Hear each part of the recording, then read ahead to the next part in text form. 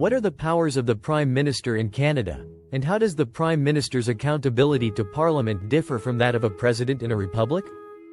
In Canada, the Prime Minister wields significant powers within the framework of the Westminster system, but those powers are balanced by a constant need for accountability to Parliament and, indirectly, the monarch.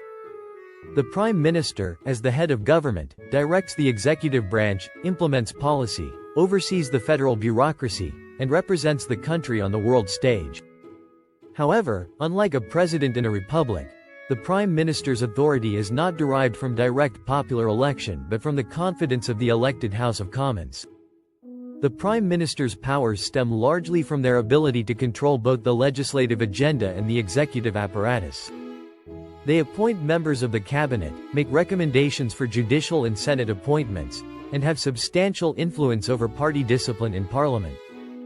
Importantly, they also advise the Governor-General on key decisions, such as the dissolution of Parliament and calling elections. The Prime Minister is expected to lead on major policy initiatives and can use party support to push legislation through Parliament. However, in stark contrast to a president in a republic like the United States, the Prime Minister's power is not independent. In the U.S., the president operates separately from Congress, elected by the people through the Electoral College and serving a fixed term. The president doesn't require the approval of Congress to stay in office unless impeached. In Canada, by comparison, the Prime Minister must maintain the confidence of the House of Commons to govern. If the Prime Minister loses a confidence vote, such as failing to pass a key piece of legislation or a budget, the government can be forced to resign, and a new election may be triggered.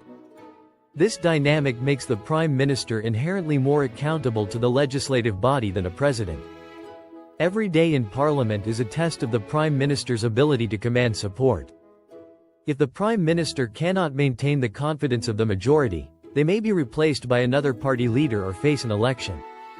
This constant accountability helps prevent unchecked power, something less immediate in a presidential system where terms are fixed. Adding to this balance is the role of the monarchy.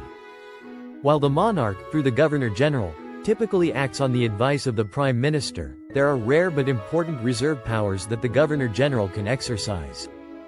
These powers are in place to prevent a constitutional crisis or to step in when a Prime Minister acts outside the bounds of acceptable governance. For example, the Governor-General can refuse a Prime Minister's request to dissolve Parliament if it is deemed inappropriate, such as when elections have been held too recently or if another leader could feasibly command the confidence of the House. In a republic, the head of state, usually the president, often holds all executive power without being subject to the kind of scrutiny the Prime Minister faces. The U.S. president, for instance, does not need Congress's ongoing approval to remain in office, and executive powers can be wielded independently. In Canada, the Prime Minister is always one misstep away from losing power if Parliament withdraws its support, and the presence of the Governor-General as a constitutional check adds an extra layer of oversight.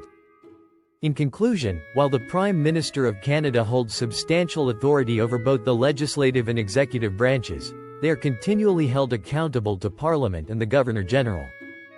This creates a system where power is balanced between the elected representatives, the Prime Minister, and the constitutional safeguards of the monarchy, ensuring that no one leader can act without proper checks.